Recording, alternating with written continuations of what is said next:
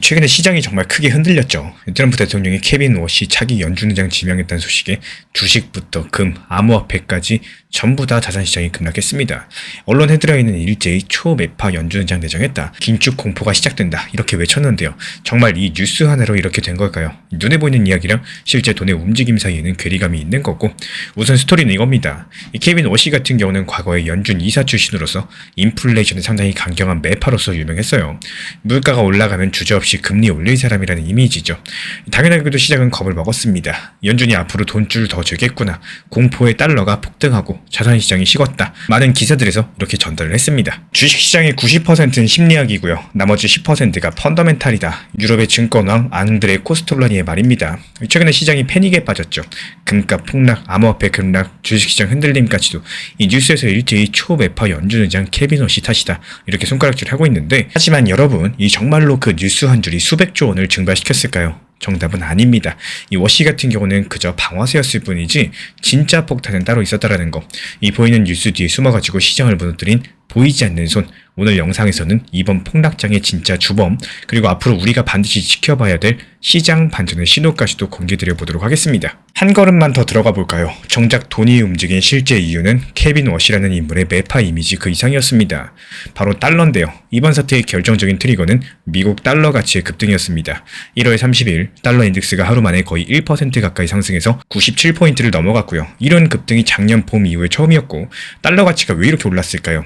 지금 시장이 본 거는 워시는 긴축, 그리고 돈 풀기 어려워짐, 이런 시나리오였습니다. 달러가 강세를 보이면서 전 세계에 풀린 달러가 미국으로 다시 빨려 들어간 효과를 냅니다. 그러다 보니까 유동성 축소 우려가 시장에 확 퍼진 거죠. 이 달러 급등의 후폭풍이 어디로 갔는지 보겠습니다. 의외의 장소에서 첫 번째 충격파가 터졌어요. 바로 금과 은 시장입니다. 원래 금, 은은 달러랑 반대로 움직이는 경향이 강했었는데, 달러가 세지면 금은 가격이 내려갑니다. 근데 이번에는 그냥 내린 정도가 아니었어요. 폭락이라는 말이 나왔었는데, 불과 30분 남짓한 시간에 금값은 7에서 8% 곤두박질 쳤고, 은값은 10% 넘게 주저앉았습니다. 이날 금, 은 시장 참여자들은 아마도 눈을 의심했을 거예요.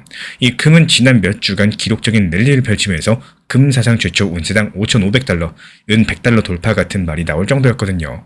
근데 워시 지명 소식이 나오자마자 그 랠리가 완전히 꺾여버린 겁니다. 이 나중에 집계된 걸 보니까 금 가격 하루 낙폭이 40년 만에 최대치였고요. 은 가격 같은 경우는 단숨에 한 달치 상승분이 날아갔습니다. 여기까지만 보면 케빈 워시로 인한 매파 공포가 달러 강세로 이어지고 금과 은의 폭락 흐름이죠. 근데 이 폭락을 자세히 뜯어보시면은 또 다른 구조적인 단서가 나온다는 거. 금과 은이 왜 그렇게까지 급하게 무너졌나? 이게 달러가 강해져서만은 아닙니다. 레버리지 투기 자금이 한꺼번에 터져나가기 때문인 건데, 그동안 금과 은의 상당한 차익 매수, 즉 레버리지 포지션이 쌓여 있었어요. 달러 약세랑 인플레 시대에는 금과 은이 정답이다. 이러면서 큰 손들이 돈을 많이 넣어놨던 거죠. 심지어 은 같은 경우는 개인들까지도 대거 몰리면서 선물시장 쇼스퀴즈가 나올 정도로 상당한 과열이 되어 있었습니다. 근데 워시 뉴스로 인해 가지고 달러가 튀면서 어떻게 됐을까요? 눈덩이처럼 부풀었었던 레버리지 베팅이 동시에 청산되기 시작을 한 겁니다. 눈덩이가 굴러가지고 눈사태가 된 건데, 1월 30일 아침장에 금과 은 가격이 순식간에 곤두박질 친 거는 사람이 냉정하게 팔았다기보다도 일정 가격 이하로 떨어지면서 자동으로 던져지는 이 숏컨 물량들, 마진콜 물량들이 한꺼번에 쏟아진 결과로서 보입니다. 그래서 차트가 뚝 하고 부러졌던 거예요. 지금 뉴스에서 워시 매파 발언을 말을 하고 있었지만요. 실제 시장을 움직인 자금의 방향성은 달러 급등과 레버리지 청산이었습니다. 뉴스랑 돈의 흐름이 약간 엇갈렸던 거죠. 이 겉으로만 보면 사람들이 워시를 무서워해서 금을 팔았다 같지만, 실제로 워시 뉴스에서 달러 쏠리면서 레버리지 포지션 강제 청산이라는 이 기계적인 시장 구조 작동이 컸던 겁니다. 이 차이가 상당히 중요한데요. 이유가 뭐냐? 이런 구조를 모르면은 우리가 또 나중에도 똑같은 함정에 빠질 수가 있기 때문입니다. 이제 연준의장 후보 얘기로 돌아와서 더 큰 그림으로 볼까요? 이 시장이 이렇게 겁을 먹은 거는 케빈 워시라는 인물의 과거 이미지 때문이라고 말씀드렸죠. 실제 워시는 2000년대 이후의 후반에 패드에 몸담을 때부터 양적 완화에 비판적이었습니다. 돈 풀면 인플레이션 온다, 미리 막아야 된다, 이런 목소리를 강력하게 냈던 사람 중에 한 명인데, 그런 사람이 패드의 수장이 된다. 당연히 시장 입장에서는 이제 쉽게 돈이 안 풀리겠구나 느낄 수밖에 없습니다. 하지만 여기엔 한 가지 반전 포인트가 있어요. 이 최근의 케빈 워시는 조금 달라졌다라는 거. 작년부터 트럼프 캠프랑 가까워지면서 연준이 금리 너무 높게 유지하면 안 된다. 경기 살리려면 금리 인하 검토해야 된다. 그리고 로이터 통신도 케빈 워시가 옛날에 매파였었지만 요즘엔 금리 내려야 된다라는 이 비둘기파적인 입장이라고 전달을 했어요. 사실 트럼프 대통령이 워시를 지명한 배경에도 이런 변화들이 있었습니다. 이전부터 금리를 확 내리고 돈 풀자, 이렇게 공개 압박을 많이 했었는데 워시가 그 요구에 어느 정도 공감 신호를 보였기 때문에 최종 낙점됐다, 이런 분석이 나와주고 있고요. 그러니까 시장이 헷갈릴 만도 합니다. 워시는 매파라서 달러 폭등시켰는데 막상 따져보니까 이 사람이 최근엔 금리 인하파였다. 앞으로 행보가 어떨까 혼란이 생기겠죠. 실제로 금리 선물 시장 보면은 재미있는 변화가 있었어요. 워시 지명 직후에 연준의 올해 정책 경로에 대해서 베팅하는 올해 2차례 금리 인하 가능성이 살짝 올라갔습니다. 원래 한 번 정도 금리 인하를 예상을 했는데 오히려 금리를 2번 내릴 수도 있다고 본 거예요. 정말 이상하죠. 매파 온다면서 겁내가지고 주식 팔고 달러 샀는데 그와 동시에 속으로는 그래도 혹시 금리 내리려나 이런 기대감도 하는 겁니다.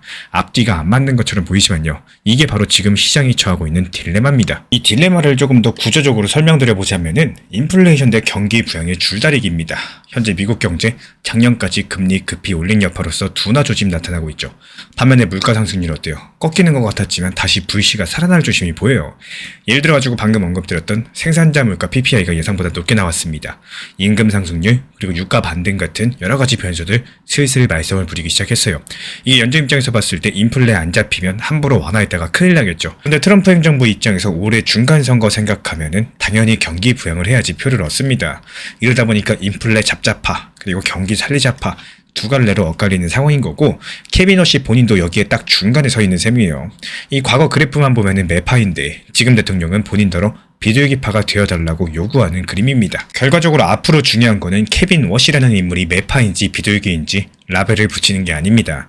진짜 관건은 데이터랑 돈줄 방향이에요. 예를 들어서 앞으로 인플레 지표가 예상보다 낮게 나와주고 경기가 너무 나쁘지 않다면은 워시는 금리를 서두르지 않고 안정적으로 가자, 이런 쪽으로 스탠스를 잡을 가능성이 높습니다.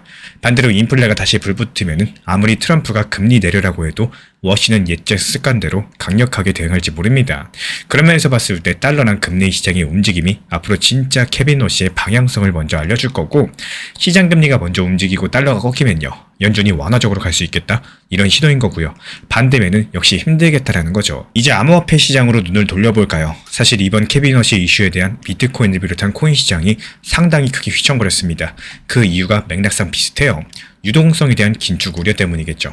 암호화폐 투자자들 사이에서는 작년 말 당시 기대감이 있었습니다. 이 트럼프가 취임도 했고 규제도 풀어주고 비트코인 ETF도 통과되면서 XRP ETF까지도 나왔어요. 그리고 코인에 대한 친화 정책까지도 발표가 되다 보니까 기대감이 컸던 게 사실입니다. 근데 올해 1월까지 진행된 걸 보면은 그런 정책 모멘텀들 거의 시장에 영향을 못 줬어요. 오히려 코인 시장은 연준의 돈줄 조이는 이런 스탠스에 대해서 훨씬 더 예민하게 반응을 했었고, 케빈 워시 지명 소식도 그 중에 하나였었죠. 연준 의장이 매파냐 비둘기파냐, 연준이 돈을 푸냐 마냐, 이게 비트코인을 포함한 리플 XRP 좋냐 나쁘냐로서 공식적으로 시장이 움직인 겁니다. 실제로 1월 말에 비트 가격 떨어지면서 해석이 분분했습니다.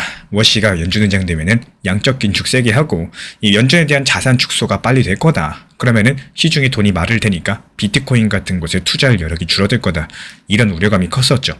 이 비트코인이 사실 페드의 대차 대주표, 이 돈을 푼 규모랑 어느 정도 반대로 움직이는 경향이 있었기 때문에 과거에도 페드가 돈 풀 때 비트코인 강세였고요. 돈을 줄 때는 약세였어요. 케빈 워시는 이 페드 자산을 대폭 줄이면서 정상화해야 된다는 소신이 강력합니다. 그러니까 크립토 투자자 입장에서는 좋은 소식이 아니겠죠. 게다가 공교롭게도 같은 시기에 전통 기술주 쪽에서도 투심 약화 신호가 나왔습니다.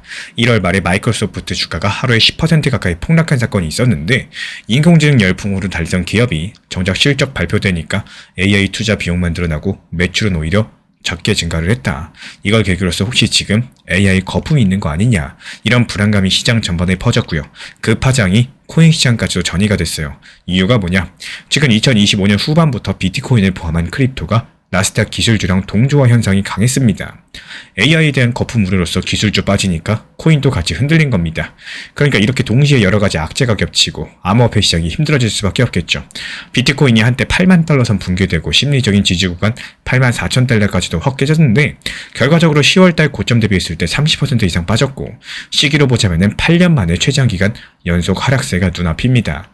이더리움도 상황이 비슷하고요. 주요 알트들 리플 XRP도 예외는 아니었습니다. 그런데 암호화폐 시장 특유의 과매도 신호들도 동시에 나타나고 있어요. 앞서 말씀드린 것처럼 펀딩 비율이 그렇죠. 공포 탐욕 지수도 극단적 공포 수준으로 떨어졌습니다. 여기서 재밌는 거는 이런 지표가 극단으로 치달으면 오히려 되돌림 반등이 곧잘 나온다는 건데요. 지금 XRP 선물 시장 펀딩비가 상당히 많이 음으로 치우쳐 있는 거는 이 숏포지션 쪽에 베팅이 너무 많이 몰렸다, 이런 뜻을 가지고 있습니다. 한쪽으로 쏠리면 균형을 되찾고자 하는 힘도 생기게 마련이겠죠. 쉽게 말씀드려서 모두가 비관일 때 조그마한 호재만 나와도 움츠렀던 돈들이 다시 확 풀릴 수 있다는 뜻을 가지고 있습니다. 그리고 그 조그마한 호재가 뭘까요? 저는 두 가지 조건을 생각을 해요. 먼저 첫 번째로 달러 강세 흐름이 한풀 꺾일 거, 두 번째로 연준 금리 전망이 완화로 돌아서는 거. 사실 이 두 가지는 한뿔입니다. 결국에 달러가 고점 찍고 내려오기 시작한다는 신호가 첫 번째 스파크가 될 수 있는 거고, 이를테면 다음번 CPI나 고용지표에서 인플레이션이 생각보다 안정적이라거나 아니면 케빈 워시 본인이 청문회 과정에서 지금은 무리한 긴축은 안 하겠다는 식의 뉘앙스를 풍긴다거나 아니면은 패드 내부에서 우리 3월쯤엔 금리 동결 고려해보자 뭐 이런 얘기가 흘러나온다라거나 이런 신호들이 달러 가치를 누그러뜨리면은 시장은 금세 반응을 해줄 겁니다. 이거 너무 겁먹었나? 유동성 경색 안 올 수도 있겠네. 뭐 이러면서요. 그렇게 되면 지금의 급락장에 대한 평가가 달라질 수 있겠죠. 당시에 워시 지명 때 너무 과민 반응했었나 보다. 이런 후일담이 될 가능성도 있는 거고, 실제로 올해 하반기쯤 가서 돌아봤을 때 1월 말 급락장이 지나치게 비관을 쏟아낸 이 선반영 구간이었을 수 있겠습니다. 만약에 달러가 한풀 꺾이고 페드도 시장 예상만큼 완고하지 않다면은 그동안 놀렸던 비트코인, 리플 XRP 같은 자산들 눈 깜짝할 사이에 급격하게 반등 상승세가 나올 수 있어요. 특히 XRP 같은 경우 현재 가격대가 작년 4월 저점이었던 2,400원 부근인데 이 기술적인 지지 구간으로 작용할 가능성이 있습니다. RSI 포함해가지고 보조 지표도 많이 낮아져 있기 때문에 조만간 과매도 해소 랠리가 나타날 수 있다는 분석 전망까지도 나와주고 있는 이유고요. 하지만 반대로 달러 강세 기조가 계속된다. 그럼 얘기가 다르죠. 인플레가 잡히지 않고 연준이 금리 인하는커녕 추가 긴축 시사를 한다면은 이 시장은 몇 차례 반등하더라도 계속 코꾸라지는 패턴을 밟을 수 있습니다. 소나기가 몇 번 지나가겠지만 본격적인 우산 접기는 한참 뒤로 밀릴 수 있다는 거.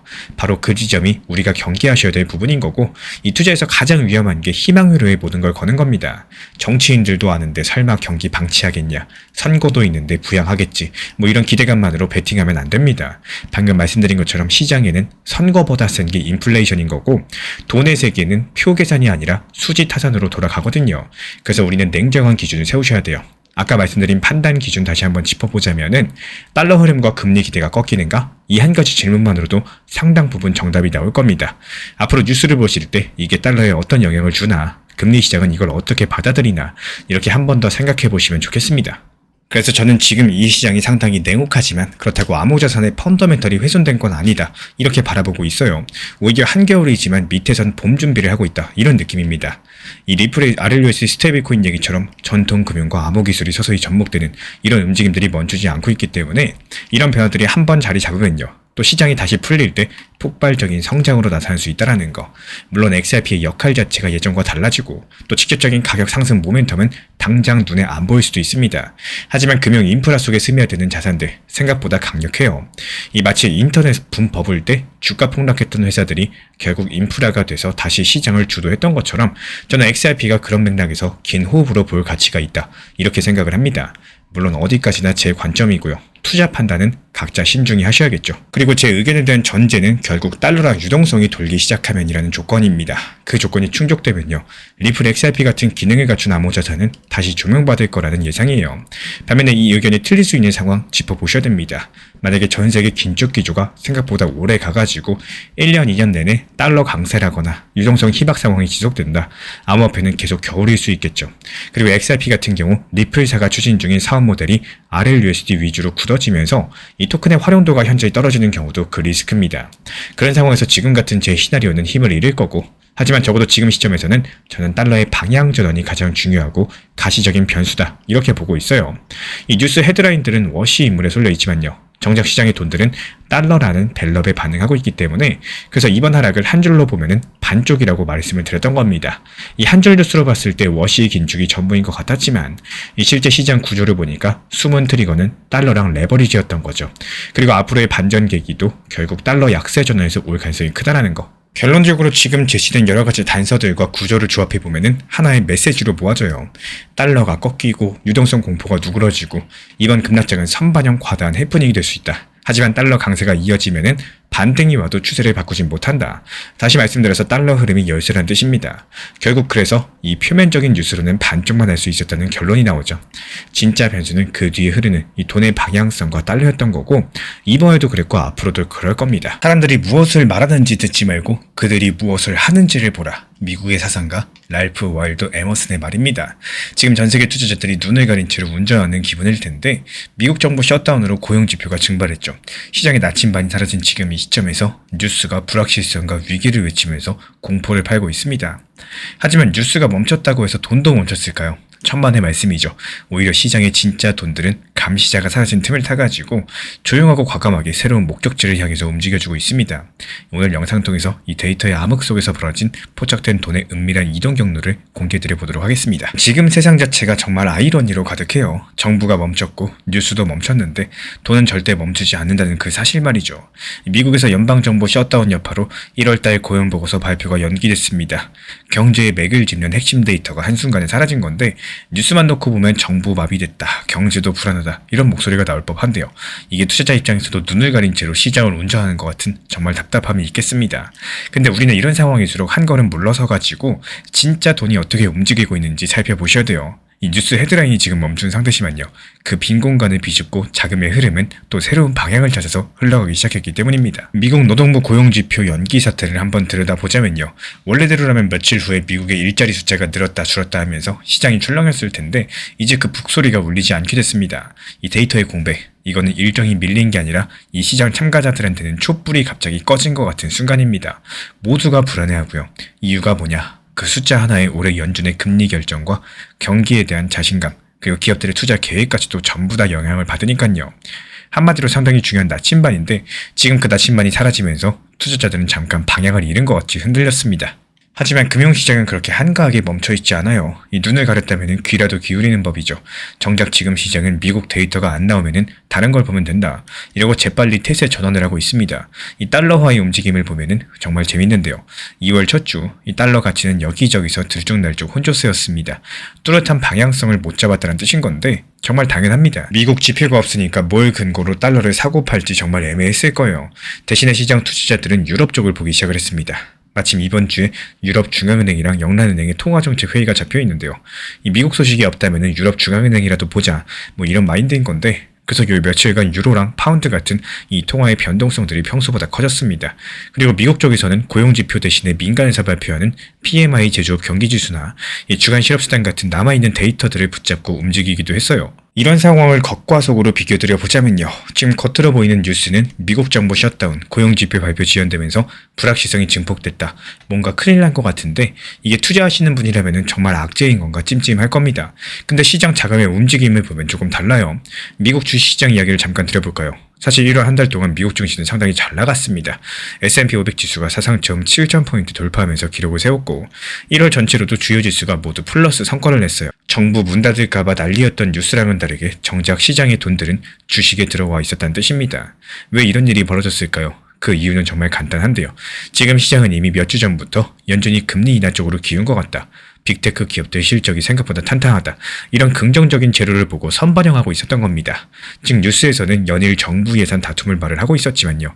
큰돈들은 그보다 먼저 미래를 내다보면서 움직였다. 이렇게 볼 수가 있는 건데 특히 AI 열풍을 포함해가지고 기술주에 대한 기대감이 꺾고 연말부터 이어진 금리 인하 기조 덕분에 돈이 다시 증시로 슬슬 돌아오던 차였습니다.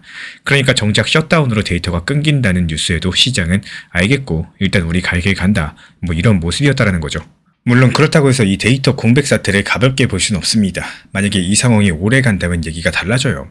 이 경제정책을 만들어야 될 사람들, 정부랑 연준은 눈과 귀가 되어주는 데이터를 잃고 나면은 의사결정에 차질을 빚을 수밖에 없겠습니다. 최악의 경우에는 잘못된 판단을 낼 수도 있는 건데 이게 시장 입장에서도 불확실성이 오래 지속되면 결국에 투자 심리 위축되고요. 실물 경제에는 상당한 타격이 갈 겁니다. 이 사실 미국의 이런 셧다운 소동은 처음 있는 일도 아니기 때문에 투자자들이 조금은 면역이 생긴 측면도 있어요. 그리고 정치 싸움하다가 며칠 후에 합의 보겠지 뭐 이런 경험적인 학습이 있다라는 건데 실제로 이번에도 하원이 며칠 안에 임시 예산안을 처리할 거라는 관측이 나옵니다. 시장이 비교적으로 차분한 거는 그래서일 수도 있는 건데 하지만 파급 효과를 단계별로 그려보면 이렇습니다. 먼저 지금 당장 이번 주 중요 지표들이 지연됐죠. 여기에 따른 단기 변동성이 커지고 있어요. 이미 외환시장에서 달러 움직임들이 갈팡질팡하고 있고 채권시장에서도 안전자산 선호가 살짝 올라오는 기류가 있었습니다. 그리고 만약에 이런 상황들이 반복된다. 정책 결정자들의 오판 위험이 커질 거고 그 여파로 인해서 경기에 대한 대응이 늦어지면서 경제 충격이 올 수도 있겠죠. 해외 투자자들이 미국 시장의 투명성에 대해서 의문을 가질 수 있습니다. 그리고 이어서 최악으로 치달아가지고 정부 채무 불이행이라거나 아니면 신용등급 강등 같은 여러가지 이벤트라도 생긴다. 그러면 달러 패권에 대한 이야기까지도 나올 수가 있겠죠.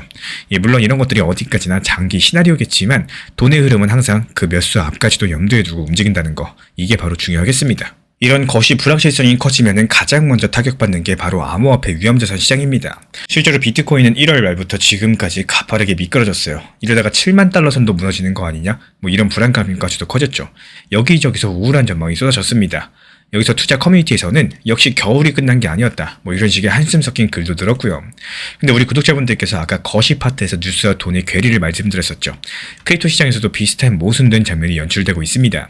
뉴스랑 대중의 시선은 암울하겠지만 정작 시장 내부 구조는 또 다른 신호를 보내고 있다는 거, 이게 바로 중요한데요. 지금 가장 먼저 눈에 띄는 거는 투자자들의 심리 지표입니다. 이 데이터를 모으는 센티멘트 같은 곳에 따르면요, 요 며칠 사이에 SNS상의 공포, 불확실성, 의구심까지도 이런 언급량이 올해 들어서 최고 수준으로 상승을 했다고 해요. 특히 일반 투자자들의 비관론이 굉장한 상황인데 작년 11월 당시 큰 폭 하락 당시 이후로 지금 가장 약세 심리가 크게 다르다는 분석이 나오고 있습니다. 이 공포에 질린 시장 투자자들이 비트코인 7만 달러 중반대로 내려오면서 이제는 6만 달러 간다, 5만 달러 간다 이러면서 패닉에 가까운 반응을 보여줬다는 거. 근데 여기서 재밌는 건요, 이런 분위기가 정점에 달하면은 오히려 단기 반등이 나올 때가 많았다는 역사적인 사실입니다. 다들 기억하기 싫으시겠지만 지난해 11월 21일경 비트코인이 급락하면서 시장이 아수라장이 됐을 때 그때를 생각을 해보면요, 그 당시에도 여기저기 비트코인 끝났다는 말이 나왔었지만 정작 그 며칠 뒤에 시장은 숏포지션을 청산시키면서 짧은 안도 랠리를 펼쳤습니다. 결국에 너무 한쪽으로 쏠린 대중심리가 잠깐 뒤집히는 현상이 나왔었죠. 지금 상황도 그때를 연상시켜요. 모든 사람이 비관할 때 오히려 그 극단적인 비관이 더 이상 새로운 매도세를 이끌어내지 못하는 시대가 된다는 거. 이미 팔 사람들은 전부 다 팔았고 공매도할 사람들은 전부 다 했다는 뜻이기 때문에 그러면 이제 남은 건 뭘까요? 아주 작은 호재나 예상 밖의 매수 주체만 나타나더라도 시장은 위로 반등하면서 쇼친 쪽을 급격하게 덮게 만드는 전개가 나올 수 있다는 겁니다. 지금 그 작은 호재라거나 예상 밖의 매수 주체 같은 조짐이 보이는지 살펴보자면은 이 매일 약세장 이야기만 나오고 있지만 시장 이면을 보면 몇 가지 재밌는 움직임들이 감지됩니다. 대표적인 게 바로 큰 손들의 매수 정황인데요. 비트코인 온체인 데이터를 보면 최근에 가격 급락 와중에도 지갑에 비트코인을 대량으로 보유한 고래들이 오히려 코인을 더 늘린 것으로 나타났어요. 구체적으로 1000개의 비트코인 이상을 보유한 지갑 숫자가 눈에 띄게 증가했습니다. 작년 10월 시장이 한창 뜨거울 때 1200개 남짓이던 고래 지갑이 지금은 1300개를 넘겼고요.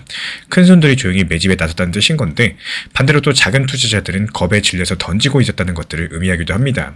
실제로 0.1BTC 미만 1비트코인 미만 보유 주소들의 잔고가 최근에 감소 추세거든요. 이런 상황들을 우리 구독자분들은 어떻게 해석을 하시나요? 뉴스만 봤을 때 개인들 손절하네, 시장 끝난 건가 이렇게 생각이 드시겠지만 또 다르게 보면은 개인이 던진 물량을 고래가 받아간다, 이거 바닥 신호 아니냐, 이렇게 생각해 볼 수 있겠습니다. 과거의 비트코인 사이클을 돌아봐도 이렇게 고래랑 개미의 행보가 엇갈릴 때 저점 부근인 경우가 많았기 때문에 가격이 한창 빠질 때 오히려 지갑 숫자를 늘린 고래들은 대체 무엇을 보고 있었는지, 그리고 여기에 대한 정답은 아마 펀더멘털로 보입니다. 가격이 출렁이지만 비트코인의 기초 체력, 그리고 크립토 시장의 내부 사정들 생각보다 탄탄할 수 있다는 거죠. 이 펀드 스트레스의 톰 리측에서는 CNBC에서 한 얘기도 바로 그 부분입니다. 현재 암호화폐 시장에 대한 자신의 긍정적인 시각을 밝히면서 두 가지 근거를 들었어요. 먼저 이번 하락이 암호화폐 자체의 문제가 아니라 외부 요인 때문이라는 거. 실제로 1월 들어가지고 금값과 은값이 무섭게 상승했죠. 주식도 불안하고 채권도 애매하니까 전통 안전자산인 금과 은으로 돈이 몰렸고 그 여파로서 상대적으로 봤을 때 디지털 자산에서 자금이 빠져나갔다는 분석입니다. 그리고 또 한 가지, 이 미국 정책의 불확실성입니다. 올해 말에 미국 중간선거가 있죠. 그리고 규제 이슈가 있고 미국 연준이 바뀝니다. 이런 정책 리스크가 부각되니까 변동성이 커졌다라고 보는 건데 암호화폐 시장이 약한 게 아니라 외부 환경이 워낙에 요동쳐가지고 돈이 일시적으로 빠졌을 뿐이라는 겁니다. 그리고 여기에 대한 근거는 암호화폐 내부의 펀더멘털은 오히려 좋아지고 있다는 점이에요. 가격은 하락했지만 사실은 지금 체력이 붙는 중이라는 얘기는 건데 예를 든 것이 바로 이더리움 활성 지갑수 급증입니다. 최근 이더리움 네트워크에서 미국 월가 기관들을 비롯한 거대 플레이어들의 움직임이 활발하다고 해요.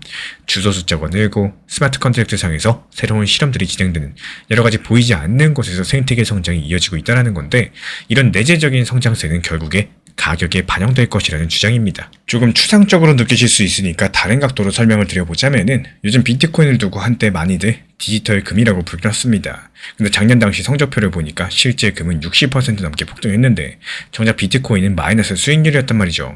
이러니까 사람들이 결국에 위기 때 믿을 거는 진짜 금뿐인가 이렇게 생각을 하고 비트코인을 외면하게 된 겁니다.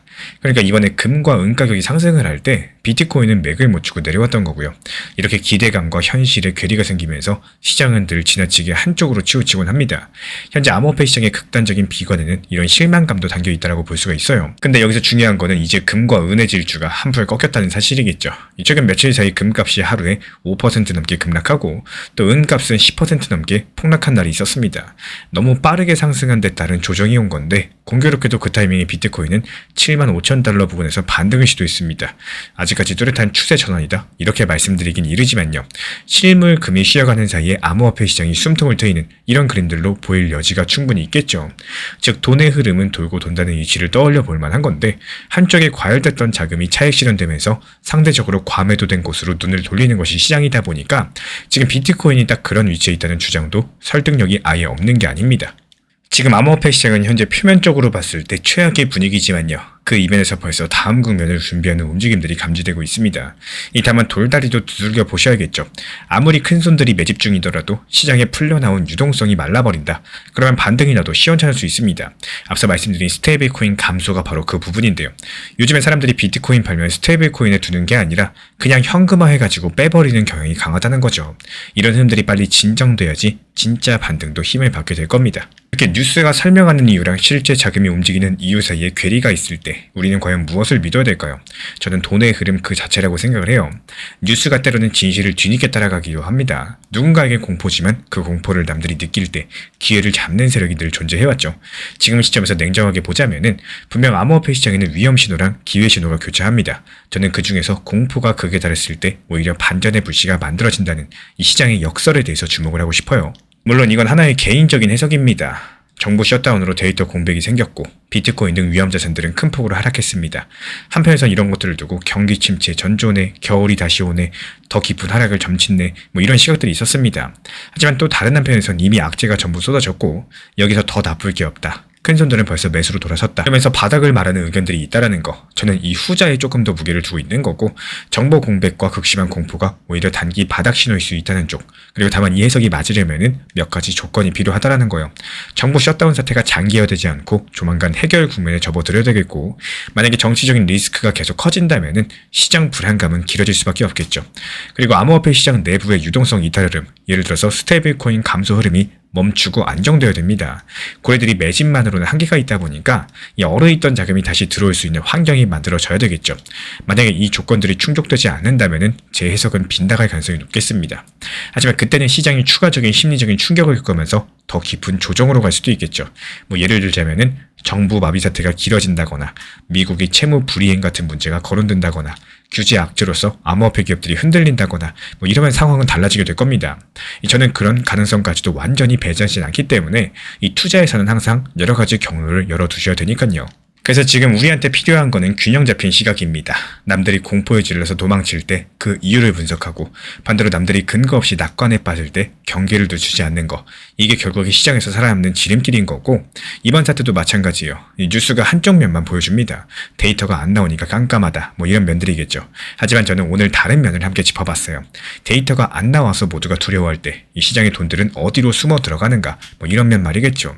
이 양쪽을 모두 이해했을 때 비로소 전체 그림이 보이기 시작을 할 거고 이런 상황에서 우리가 어떤 기준으로 대응하셔야 될지 짧게 정리드려 보자면 결국에 그 순간 자금이 어디로 이동하고 있는지를 가장 먼저 살펴보는 거. 이게 앞으로도 반복될 불확실성 국면에서 우리가 기억하셔야 될 투자 판단 기준입니다. 시장의 하락을 두려워하지 마라. 하락장은 당신이 좋아하는 주식을 할인된 가격에 살 수 있는 기회다라고 하죠.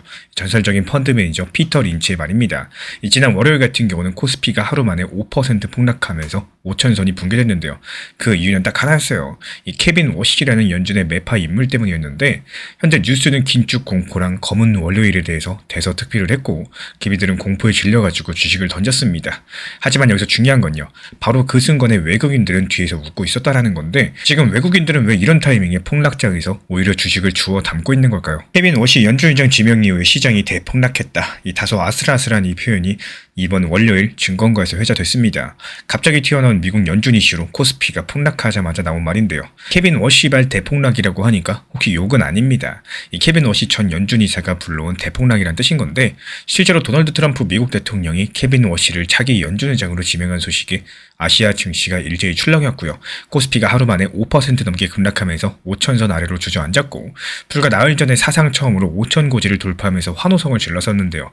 순식간에 검은 월요일이 찾아온 겁니다. 여기서 시장 투자자들에 비해서 역시 연준이 한 방에 무너지네 이런 탄식들이 나왔었죠. 그리고 이 대폭락 에피소드 뒤에는 아주 중요한 단서가 숨어 있다고 보고 있는데요. 이 표면적인 뉴스랑 실제 돈의 움직임이 엇갈리고 있는 현장, 바로 그겁니다. 뉴스에서는 연준이 매파 등장했다, 긴축 우려된다, 대서특필을 하고 있지만 정작 지금 시장에 있는 자금들은 놀랍도록 차분하게 다른 방향을 향하고 있습니다. 도대체 무슨 말일까요? 오늘은 여기서부터 이야기를 풀어드릴 예정이고 이 뉴스는 A라고 말을 하는데 돈은 왜 B로 움직이는지 그 구조를 이해하시면은 지금 시장을 보는 눈이 한층 입체적으로 바뀌게 될 겁니다. 먼저 당시 상황을 짚어드려 보자면요. 2월 2일 코스피는 개장하자마자 폭포수처럼 떨어졌습니다. 장중에 5% 넘게 밀리면서 프로그램 매도 사이트가까지도 발동됐죠. 원달러 환율도 하루 만에 25원 급등하면서 1464원을 찍었고 연준 긴축 쇼크로 인해 가지고 주식 투매, 원화가치 폭락이라는 전형적인 위기 시나리오였는데요. 화면에 붉은 숫자들만 가득하면서 시장 투자자들 속은 타들어갑니다. 근데 그렇게 폭락 마감했던 주식시장이 다음날 이상하리만큼 조용했습니다. 코스피에 대한 추가 하락은커녕 오히려 반등 움직임을 보였고요. 환율도 안정이 됐어요. 심지어 폭락 당일에도 외국인 투매가 제한적이었습니다. 이 뉴스가 온통 긴축 공포를 말하고 있을 때 한쪽에서는 차분하게 주식을 줍고 있었던 건데요. 바로 이런 대목에서 돈의 흐름과 뉴스의 대비가 드러납니다. 이 뉴스 헤드라인만 봤을 때는 지금 당장이라도 세계 경제가 큰일이 날 것처럼 보였었죠. 하지만 돈은 이미 이 충격이 오래가지 않을 거다라고 판단했을 겁니다. 왜 그럴까요? 그 배경에는 한국 시장만의 탄탄한 구조적인 스토리가 깔려 있는데 미국 연준 소식에 흔들린 것처럼 보이더라도 이 시장의 투자 자금들이 속으로 믿고 있는 큰 줄기가 따로 있었다라는 거. 그 큰 줄기가 바로 한국 기업들의 사상 최대 실적 기대치입니다. 그리고 그 중심에는 반도체 슈퍼사이클이 있습니다. 사실 코스피 같은 경우는 폭락하기 직전까지도 한 달 내내 미친 듯이 올랐었죠. 1월 한 달 상승률이 24% 상승, IT 버블 이후에 이런 폭주는 처음입니다. 그리고 그 선두에 누가 있었나요? 우리가 모두 아는 두 기업, 삼성전자랑 SK하이닉스가 있었습니다. 인공지능 열풍으로 반도체 수요가 폭증하면서 이들 기업의 이득 전망치가 말 그대로 하늘을 찌르고 있었거든요. 이 시장 조사 업체 자료에 따르면요. PC용 D램 고정 가격이 1년 사이에 8배 가격으로 뛰었다고 합니다. 1년 전에 한 개에 1달러 남짓하던 게 지금 11달러를 넘겼다는 건데 메모리 가격이 폭등하니까 반도체 기업들 돈 쓰다듬는 소리가 들릴 수밖에 없겠죠. 실제로 삼성전자, SK하이닉스 모두 다 작년 기준 사상 최대 영업이익을 냈다고 발표가 나왔고 여기서 핵심은 기업 이득이 완전히 새로운 단계로 퀀텀 점프했다는 점인데요. JP모건이 최근에 한국 증시 보고서에 이런 말도 했어요. 지난주 코스피 5천 돌파는 이정표일 뿐인 거지 아직도 한국 주식은 저렴하다. 무슨 얘기냐? 지수가 올랐는데 예상이득이 더 빨리 늘어나서 주가 수익 비율 퍼가 오히려 더 낮아졌다는 겁니다. 지금 코스피 12개월 선행 퍼가 약 9배 정도대에 불과한데 5,000포인트나 되는데도 말이죠. 한마디로 돈 잘 버는 속도에 비해서 주가가 아직까지도 덜 올랐다. 이런 이야기겠습니다. 그러니까 글로벌 큰 손들이 한국을 쳐다볼 수밖에 없었습니다. 실제로 블룸버그 아시아 퍼시픽 지수 대비했을 때 한국 증시 상대 강도가 작년 중반 이후에 뚜렷한 상승세입니다. 싱가포르, 대만, 일본 할 것 없이 작년에 한국 증시 수익률을 따라오지 못했어요. 이러다 보니까 작년 하반기부터 외국인 자금이 조용히 한국에 들어오기 시작을 했고 연기금 같은 국내 기관도 주식 비중을 조금씩 늘렸고요. 그리고 개인들은 말할 것도 없죠. 코스피 5천 돌파에 국장이 드디어 간다라면서 열광을 했습니다. 정리드리자면은 반도체를 축으로 한국 증시 전체에 돈 몰림 현상이 있었다라는 거고 이번 워시발 폭락 사태로 인해 가지고 그 와중에 터진 돌발 악재였던 겁니다. 그리고 결과적으로 봤을 때 이 거대한 돈의 흐름을 멈추기에는 역부족이었다. 이렇게 해석이 가능하겠죠. 그렇다면 왜 뉴스랑 돈의 방향성이 어긋나고 있는 걸까요? 그 이유는 간단합니다. 뉴스는 현재 발생한 사건을 말을 하는 거고 돈은 앞으로 다가올 결과에 베팅을 하기 때문인 건데 워시 지명 자체가 분명히 악재입니다. 이 케빈 워시는 양적 완화에 반대했던 인물이고 연준 자산을 축소해야 된다는 입장을 꾸준히 밝혀왔었죠. 쉽게 말씀드려서 매파 중에 매파인 건데 그러니까 연준 정책이 바뀔지 모른다는 불확실성에 시장이 놀란 거는 당연합니다. 하지만 시장 투자 자금이 그 정보만 붙들고 움직였느냐? 또 그렇지 않았다라는 거예요. 전 세계 시장 자금이 지금 주목하는 거는 미국이 금리를 얼마나 내리느냐보다도 어디에서 새로운 성장과 이득이 나오느냐를 봅니다. 그 후자 측면에서 지금 한국은 최근 판도가 바뀌고 있다는 거. 예전에 한국은 저성장 저평가 당하는 시장이다 이런 이미지가 강했었지만 지금은 상황 자체가 달라졌어요. 이 삼성전자랑 SK하이닉스가 인공지능 시대의 핵심 부품을 준 덕분에 향후 2년, 3년 이득 성장률이 미국의 빅테크 못지않게 높을 것으로 예상이 되고 있고 심지어 모건 스탠리 같은 경우는 2027년 삼성전자가 애플을 제치고 전 세계 이득 1위 기업이 될 수 있다는 파격적인 전망도 남겼습니다. 상상이 되시나요? 불과 작년에 반도체 한파 온온하면서 구조조정 이야기가 나오던 그 업종이 1년 만에 세계 1등 돈 버는 회사 전망까지도 얘기가 나오고 있습니다. 이러니까 돈의 시각이 달라질 수밖에 없겠죠. 이 케빈 워시 같은 변수도 중요하겠지만요. 그런 긴축 우려조차도 이득 상승으로서 이겨낼 수 있는 곳, 거기다가 돈을 넣고 싶어지는 겁니다. 이런 측면에서 봤을 때 한국 증시는 딱 그런 상황으로 변모하고 있다는 거죠. 그렇다면 이 반도체 슈퍼사이클은 어떤 파급 효과를 낳고 있을까요? 먼저 한국 경제 전반에 훈풍이 불고 있습니다. 이 방금 언급드린 것처럼 1월 수출이 사상 최대치를 찍었고 그 1등 공신이 반도체였죠. 수출이 늘면 경상수지가 개선되고요. 기업 투자 확대될 거고요. 관련 산업들 일자리 증대되면서 실물 경제 선순환이 기대가 됩니다. 그리고 주식시장 부의 효과도 무시 못하는데 주가 상승하니까 가계자산 늘어나고 소비도 조금 살아날 수 있겠죠. 이게 정부 입장에서 봤을 때 세수 확보나 경제 성장률 목표에 상당히 여유가 생긴다라는 거. 하지만 3차 효과까지 넓혀보시면은 꼭 장밋빛만 있는 건 아닙니다. 이번 메모리 슈퍼사이클이 가져온 부작용도 나타나고 있는 상황인데요. 대표적인 게 소비자 물가가 압박되고 있어요. 일명 IT 인플레이션입니다. 메모리 가격 폭등하고 있죠. 스마트폰, 노트북 같은 전자제품 원가가 상승해서 제조사들이 가격 인상을 예고하고 있고 실제로 얼마 전에 출시된 삼성 노트북 신제품 가격이 최고 사양은 500만 원에 육박해서 화제가 되고 있습니다. 이 웬만한 중고차 값이라는 반응까지도 나오고 있는 상황인 건데 여기서 애플도 예외가 아니기 때문에 차기 아이폰 가격이 상당히 오를 거다 이런 소문이 벌써부터 돌고 있다라는 거. 즉 반도체 회사들이 돈 버는 돈들이 소비자 입장에서 봤을 때 지출 증가로 돌아오는 측면이 분명히 존재한다라는 겁니다. 그리고 또 한 가지는 시장 구조 측면 파급 효과도 있습니다. 이 한국 증시가 반도체 쏠림으로 급등하다 보니까 산업별 격차가 더 심해졌고 가령 제약이나 바이오 포함해서 일부 내수주들 상대적으로 소외됐죠. 물론 2월 들어가지고 그쪽으로도 순환매가 돌 조짐도 보이지만요. 만약에 반도체 주도가 너무 오래 지속된다. 이 시장 자금 쏠림에 따른 거품 위험이 특정 섹터에 생길 수가 있습니다. 그리고 그렇게 성장주만 치고 나간다. 이 시장은 취약한 고리부터 문제를 드러내기 마련인 건데 시장의 작은 악재에도 전체 지수를 크게 흔들 수 있다는 뜻이겠죠. 지금 반도체 슈퍼사이클은 한국 경제랑 증시에 복합적인 영향을 주고 있습니다. 이득 상승이랑 자산시장 화랑이라는 이 축복을 주면서도 물가 상승과 시장 쏠림이라는 이 두 가지 숙제를 남기고 있다는 거. 결국에 우리 구독자분들 입장에서는 이 두 가지 면을 전부 다 감안하셔야 되는 거고 돈 벌 기회가 커졌다. 이건 맞는 말이에요. 하지만 그 리스크도 함께 커졌다는 점을 잊으시면 안 되겠습니다. 방금 전에 발표된 속보입니다. 리플 XRP한테는 상당히 큰 호재 뉴스인데요. 그런데 오히려 시장 가격은 잠잠한 상황이죠. 리플이 룩셈부르크에서 전자화폐기관 라이선스를 최종 취득했다라고 하고 한마디로 리플이 유럽 전역에서 공식 영업증을 땄다는 소식인데요. 그런데 정말 이상하죠. 이렇게 좋은 뉴스라면 XRP 가격이 펑펑 튀어야 되는데 정작 시장 반응이 조용합니다. 뉴스랑 돈의 흐름들이 엇갈리는 이런 모순들 도대체 어떻게 된 일일까요? 결론부터 말씀드리자면은 지금 유럽이 뒤에서 새로운 돈의 판을 짜고 있지만 시장의 돈들은 이미 그 움직임을 선반영했기 때문입니다. 이 오늘 영상 통해서 표면적으로 보이는 뉴스 뒤에 숨은 설계 그리고 의도까지도 실제 돈이 어디로 움직였는지까지 한 흐름으로 엮어서 풀어드려 볼 예정이고요. 리플의 유럽 진출 성공이라는 축포가 터졌지만요. 그 이면에서 돈들은 어떤 경로로 흘러가고 있는지 함께 살펴보겠습니다. 시장은 결코 틀리지 않는다. 틀리는 것은 종종 우리의 생각이다. 미국 월가의 전설 제시 리버모어의 말입니다. 방금 전 리플의 XRP 홀더들이 그토록 기다리던 대형 호재가 터졌는데요. 리플이 룩셈부르크에서 정식 라이선스를 취득하면서 유럽 전역에서 합법적으로 금융사업을 할 수 있게 된 겁니다. 한마디로 유럽의 프리패스권을 손에 넣은 건데 그런데 정말 이상하죠. 이 차트가 오히려 파란불이고 소폭 반등에 성공했지만 그 상승폭은 크지가 않습니다. 이게 호재라면서 왜 안 오르나 답답하고 억울하실 겁니다. 하지만 우리 구독자분들, 이 시장이 틀린 게 아니에요.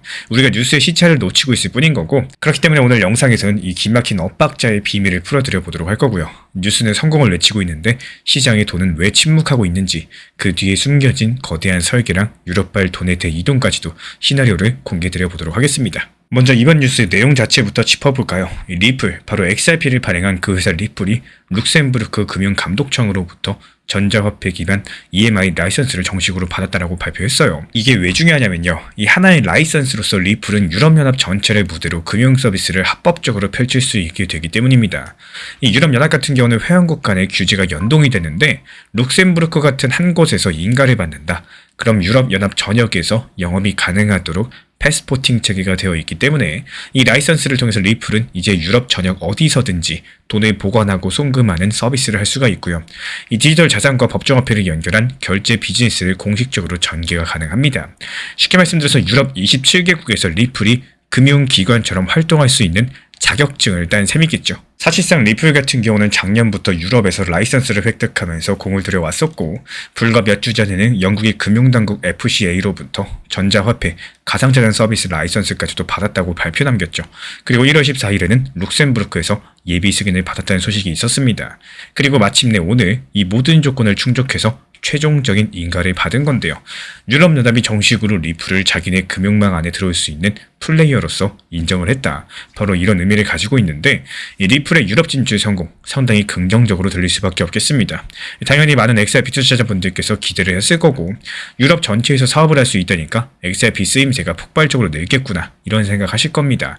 근데 정작 오늘 XRP 가격을 보면은 큰 움직임이 없었다라는 거, 오히려 지난 며칠 동안 2,200원, 2,400원 라인까지 밀린 상황이에요. 뉴스는 분명히 호재인데 가격은 떨어지는 상황, 여기에는 두 가지 가능성이 존재합니다. 먼저 이미 시장에 미리 올려버려가지고 소식이 나올 때쯤엔 재료가 소진된 경우, 그리고 뉴스의 긍정 효과를 덮어버릴 만한 거시 악재가 동시에 있는 경우, 지금은 이 두 가지가 전부 다 겹쳐있다 이렇게 볼 수가 있겠는데, 먼저 이미 올라버렸다 측면부터 살펴볼까요? XRP 가격 같은 경우는 500원, 700원대 있다가 갑작스럽게 4,900원까지 상승한 적이 있었죠.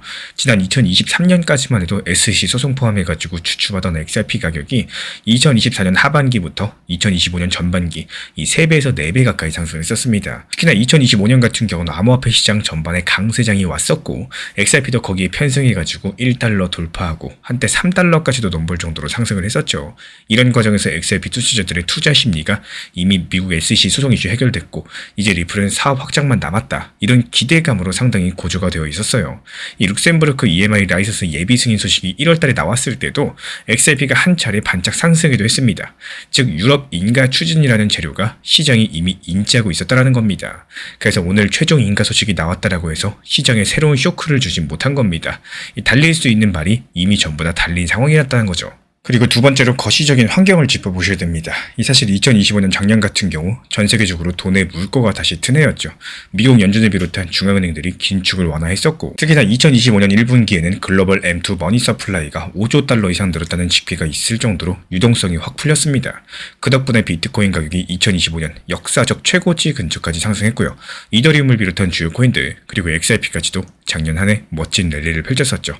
요즘에 투자자들 사이에서도 역시 돈이 풀리니까 상승한 거였네, 이런 말들이 나오고 있습니다. 그런데 올해 들어가지고 분위기가 조금 달라졌어요. 이 중앙은행들이 물가 잡은 이후에 슬슬 긴축 기조로 다시 돌아서는 모습이거든요. 미국 금리가 여전히 높은 수준이죠. 유럽의 ECB도 작년 하반기부터 금리를 꽁꽁 묶어두고 있습니다. 쉽게 말씀드려서 추가로 돈을 더 풀 기미가 보이지 않는다라는 거예요. 그리고 이런 상황에서 미국 연준의장 매파 기조 성향을 띠고 있는 케빈 러시까지도 지명이 되면서 지난 1월 말에 발표된 미국 생산자 물가지수 PPI까지도 시장 예상치보다 높게 나왔죠. 인플레이션 다시 올라가는 거 아니냐, 이런 걱정이 고개를 들었고, 이번에 새롭게 지명된 연준 의장이 돈줄을 바짝 쥘지도 모른다, 이런 우려가 더욱더 강해지면서 이 거시경제 차원에서 봤을 때 투자 심리를 누릴 만한 뉴스들이 뉴스들이 동시에 나온 상황입니다. 그래서 이번 암호화폐 시장 폭락이 더욱더 가속화됐다 이렇게 보여지고 있고요. 이렇게 봤을 때 그동안 좋았던 거시 환경이 올해는 조금 바뀌어가지고 이 시장 투자자들이 몸을 사리고 있다는 결론이 나올 수밖에 없습니다. 실제로 암호화폐 시장 전체가 지난 열흘 사이에 상당한 조정을 받았어요. 비트코인이요, 한때 9만 달러 육박했다가 지금 7만 달러 중반대까지 밀렸고요. 이더리움도 2,300달러 선으로 하락을 했습니다. 알트코인들은 말할 것도 없겠죠. XRP도 최근에 고점 대비 15% 이상 하락했습니다. 이 전반적인 조정 흐름들을 전부 다 피하지 못했다라는 거고, 정리드리자면 유럽 라이선스라는 좋은 뉴스가 나왔지만요, 때마침 시장 전반에 찬바람이 부는 바람에 개별적인 호재들이 부각되기 어려운 이런 환경들이었다라는 겁니다. 우리 구독자분들께서도 느끼셨겠지만 요즘 시장은 호재에는 둔감하고 악재에는 민감해요. 이것도 사이클인데 작년 같은 경우 웬만한 악재도 다 씹어먹고 상승하던 반면에 이 지금은 반대로 웬만한 호재도 시장을 움직이지 못하는 국면입니다. 이 방금 말씀드린 것처럼 돈줄이 조이는 조짐이 있고요. 이미 가격이 상당히 오른 뒤라서 경계심도 커졌고요. 이럴 때 개인분들께서 가장 실망하기 쉬운 것 같아요. 이 분명히 좋은 뉴스인데 왜 안 오르나? 내가 뭘 잘못 알고 있나? 이런 혼란들이 올 수가 있는 거고, 하지만 여기서 중요한 통찰이 나옵니다. 이 뉴스랑 시장 자금이 다르게 움직일 때 거기에는 분명히 이유가 존재한다라는 거예요. 바로 시장의 돈들은 이미 다른 곳을 보고 움직이고 있었기 때문인 거고, 이번 같은 경우는 유럽 라이선스 뉴스보다 앞서가지고 거시 유동성 악화됐다라는 이 더 큰 흐름에 돈이 반응을 한 거겠죠. 그리고 또 하나, 이 호재 뉴스 자체도 이미 어느 정도 예상이 되어 있었기 때문에 이 시장의 돈들은 언제나 한 발 먼저 움직이죠. 뉴스는 그 다음에 터진다는 흔한 말이 있습니다. 딱 그 상황이었던 거고, 이번 연준의장 케빈 해시 지명도 마찬가지예요. 매파적인 성향이죠. 그래서 선반영으로 하락하는 국면이 있습니다. 그렇다면 정작 다르게 생각해볼게요. 케빈 워시가 막상 연준의장에 부임했을 때 그때도 더 빠질까요? 아니겠죠. 이미 매파적인 성향이 선반영돼서 미리 빠졌으니까 오히려 반등을 줄 수가 있다는 겁니다. 그렇기 때문에 우리 구독자분들께서 앞으로 보셔야 되는 거는 이번 이슈의 진짜 의미입니다. 이 단기 가격보다는 구조적인 흐름 변화에 있다고 생각을 하는데요. 시장에 잠깐 반짝하고 많은 재료들이 아니라 앞으로 수년 동안 이어질 판도 변화를 보여주는 징후라는 겁니다. 이 방금까지는 왜 시장이 움직이지 않았나, 왜 하락했나를 설명드렸다면요.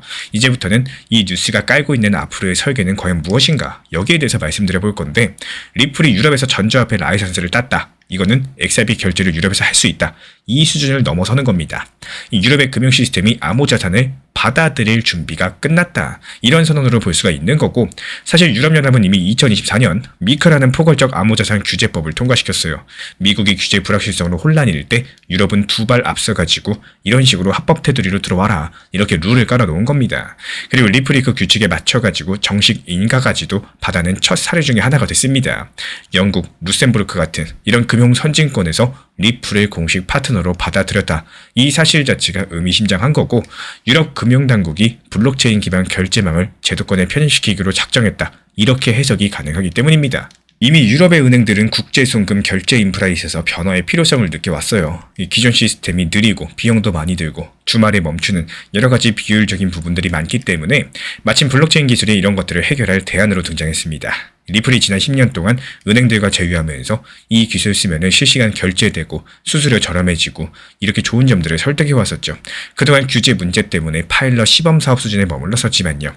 2023년 미국 법원 판결로 XRP 자체는 증권이 아니다라는 법적 확인을 받았고요. 유럽연합 규제 틀도 만들었고요. 미카 법안이 있죠.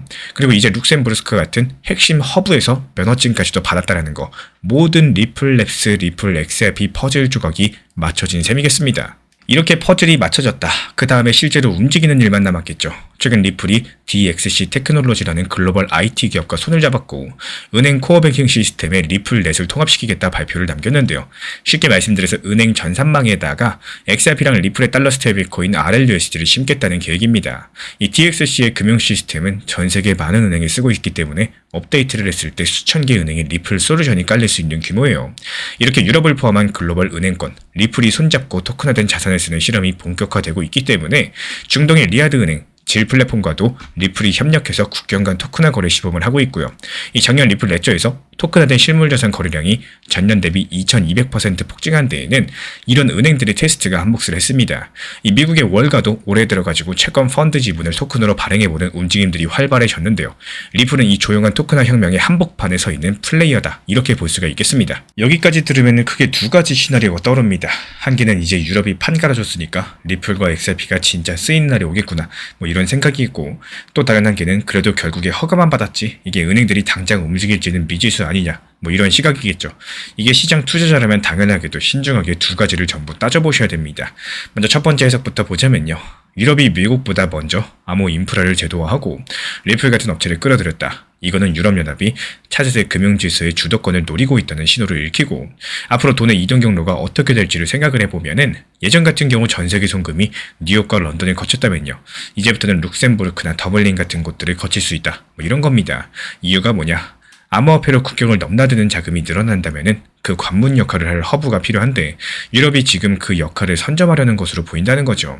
유럽의 투자자나 기업들이 굳이 미국 달러 중심 시스템을 거치지 않고도 유로화, 암호화폐 환전, 여러가지 국제 결제를 할 수 있는 길이 열릴 수가 있겠습니다. 결국에 돈이 몰리는 판 자체가 서서히 바뀔 수 있다는 거고, 저는 이번 라이선스가 그런 흐름의 신호탄이다 이렇게 해석을 해요.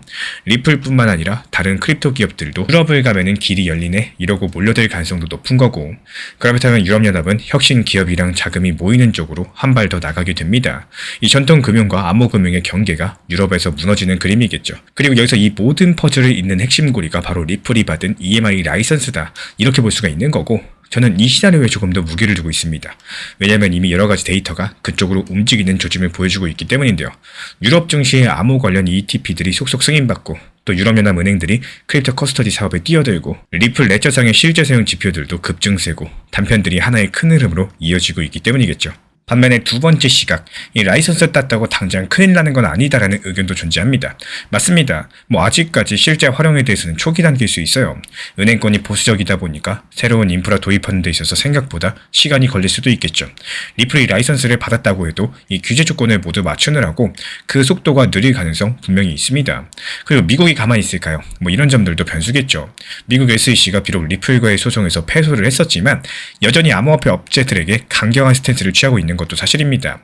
이런 것들이 글로벌 사업 전개에 장애물이 될 수도 있는 거고, 거시경제가 만약에 더 나빠져가지고 금융시장 자체가 위축된다면은 이게 혁신이고 뭐고 보수적으로 회귀할 수도 있는 거예요. 이런 조건에서 이번 유럽 라이선스 취득 자체가 상징적인 뉴스로만 남을 가능성도 있기 때문에 이런 시나리오가 현실화된다면은 오늘 제가 말씀드린 내용들은 지나친 앞선 낙관이 될 수가 있겠죠. 저는 리플의 유럽 행보가 호재 뉴스를 넘어가지고 이 돈의 흐름 자체를 바꾸는 조용한 신호탄이다 해석을 하고 있어요.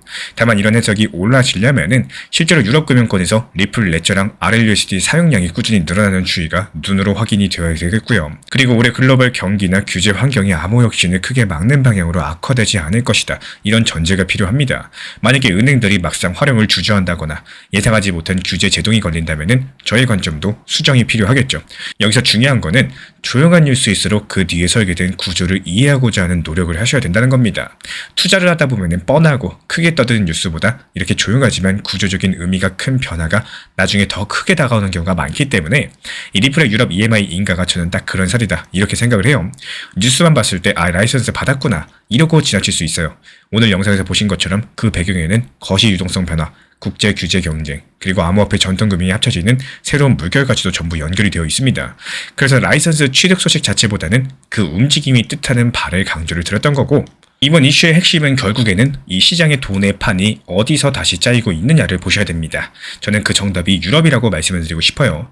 뉴스는 미국에서 터지는 것 같죠. 근데 돈줄의 방향은 현재 유럽이 쥐고 흔드는 그림이 될 수가 있다는 거예요. 이런 큰 흐름들 읽으시면서 단기 시장 소음에 일희일비하지 않는 이런 큰 그림 투자를 지향하시면 좋겠습니다. 결국 판단 기준은 뉴스 자체가 아니라 그 뉴스를 만든 돈의 흐름, 이게 어디서 시작이 됐고 어디로 향하고 있는지 이런 것들을 보는 거라는 점, 오늘 사례를 통해서 다시 한번 강조드리고 싶고요. 우리 구독자분들께서는 이번 리플의 유럽 행보를 어떻게 해석을 하시는지 여러가지 다양한 의견의 댓글도 환영합니다. 이 남들이 전부 다 아는 뉴스 뒤에 가려진 돈의 움직임, 이걸 한 발 먼저 읽는 눈, 앞으로도 우리 신사 채널과 함께 키워나가 보시죠. 지금 리플 XRP의 상황은요, 마치 제갈량이 융중에서 천하 3분지계를 구상하면서 타이밍을 기다리던 시기와 상당히 흡사합니다. 제갈량은 뛰어난 재능을 가졌죠. 하지만 세상에 나설 때를 신중히 기다리면서 융중의 초가집에서 은거하고 있었습니다. 이 겉으로 조용해 보였죠. 하지만 이미 천하의 정세를 꿰뚫어보고 있는 유비라는 주군을 맞이하면서 위나라랑 오나라에 맞설 수 있는 거대한 판, 예를 들면 XRP의 유럽 진출과 EMI 라이선스처럼 이런 판들을 짜고 있었습니다. 지금 리플이 유럽에서 라이선스를 취득한 거는 제갈량이 유비한테 천하삼분지기의 지도를 펼쳐 보인 것과 같습니다. 시장 가격이 당장 반응하지 않는 거, 이거는 아직까지 유비 세력이 미약해가지고 조조의 눈치를 보고 있기 때문인 거고, 하지만 제갈량의 계책 자체가 결국에 삼국 정립의 시대를 열었던 것처럼 이번에 본격적으로 확보하면서 훗날 거대한 세력으로 성장할 확실한 발판을 마련했다는 뜻이겠죠. 이 제갈량의 초가집이 조용하다라고 해서 그 안에 아무것도 없다고 생각하시면 큰 오산이 될 겁니다. 그 안에는 지금 천하를 뒤흔들 수 있는 비책이 숨어 있기 때문에 지금의 고요함은 리플이 유럽이라는 이런 날개를 달고 비상하기 전에 마지막 정적일 수 있다라는 거, 눈앞의 가격 변동에 일희일비하실 필요가 없는 거겠죠. 이런 제갈량의 지혜처럼 멀리 보고 판을 읽는 큰 안목이 더욱더 필요한 시점이겠습니다. 시장이 안 좋다고 끝을 걱정할 게 아니라 지금 이 자리에서 어떻게 대응할지를 준비하는 사람이 결국에 살아남아요. 시장 흐름 안 좋고 차트 계속 눌리고 리플이든 비트든 답답하게 횡보만 하고 있으면은 괜히 마음속에서 이런 생각이 먼저 떠오릅니다. 이제는 끝난 거 아니냐, 코인 시장 죽은 거 아니냐, 괜히 들어왔나. 그런데 투자 시장에서 이 끝났다라는 말이 가장 많이 나올 때 그때가 이상하게도 항상 바닥 근처였다는 거를 우리는 이미 여러 번 경험을 해왔습니다. 이 시장은 늘 반복인데 하락이 길어지면 사람들은 미래도 계속 하락일 거다 이렇게 생각을 하시고, 상승이 길어지면 영원히 상승할 거다 착각합니다. 결국에 틀리는 건 항상 감정이에요. 그래서 지금 필요한 거는 막연한 걱정이나 공포감이 아니라 조금 더 냉정한 준비라고 생각을 해요. 이런 구간이 단기 저점 부근인 건지, 아니면 반등이 난다면 어디까지 열려 있을지, 내 평균 단가가 높다면 어떻게 낮춰야 될지, 이런 질문들 스스로에게 던져보는 게 진짜 투자입니다. 그냥 가만히 들고 있으면서 언젠가 상승하겠지 이러는 건 대응이 아니고 기다림에 가까운 거고, 공포에 못 이겨서 전부 던지는 거는 포기일 뿐이겠습니다. 하지만 하락 구간에서 계획을 세우고 반등 구간을 미리 그려보고 내 평단을 어떻게 조절할지 준비해두는 사람들은 같은 시장에서도 전혀 다른 결과를 만든다는 거. 이 시장은 항상 준비된 사람에게만 기회를 줘요. 반등은 갑자기 나오는데 준비 안 된 사람은 그때도 또 망설이다가 놓치고, 준비된 사람은 담담하게 버튼을 누릅니다. 이 차이가 결국에 몇 달, 몇 년 뒤 수익 차이로 쌓이는 거고, 지금 시장은 좋고 안 좋고를 떠나서 내가 계획한 원칙 매매 꾸준하게 잘 활용하는 게 정말 중요합니다. 운동 좋아하시는 분들, 비가 오고 날씨가 안 좋다고 해서 운동을 안 가는 것도 아니고요. 내일 점심 먹을 거니까 오늘 먹어야 될 점심을 안 먹을 수는 없을 거라고 생각을 해요. 그만큼 내가 세운 원칙 매매라는 거는 시장이 좋고 안 좋고를 떠나서 잘 지키고 얼마나 활용할 수 있느냐가 가장 중요하다 생각을 합니다. 제가 안내드리고 있는 리플 정보방 단기 종합방에서도 안내드렸었지만요. 적당한 단기 저점과 고점에 매수하거나 목표타점을 걸어 놓으셨으면은 지금 매수와 매도 체결이 안 되더라도 조금은 시간 갖고 기다리는 것도 투자 시장에서 중요한 요소 중에 하나입니다. 특히 리플을 좋아하시는 분들, 지금 리플 매수를 당장에 안 하시더라도 매수 타점까지 기다릴 줄 아는 인내심을 가지셔야 되는 거고, 지금 시장 안 좋다고 해서 내가 급한 상황도 아닌데 겁먹고 손절하고 후회하는 이런 매매들이 반복된다면요, 투자 시장에서 살아남을 수가 없습니다. 시장이 안 좋다고 끝났다 단정 짓지 마시고요. 오히려 이럴 때 나는 뭘 준비하고 있을지 생각해 보셨으면 좋겠습니다. 이 결국에 투자 시장은 예측하는 사람이 이기는 게 아니라 대응하는 사람이 끝까지 살아남는 게임이라는 거 기억해 주시길 바랍니다.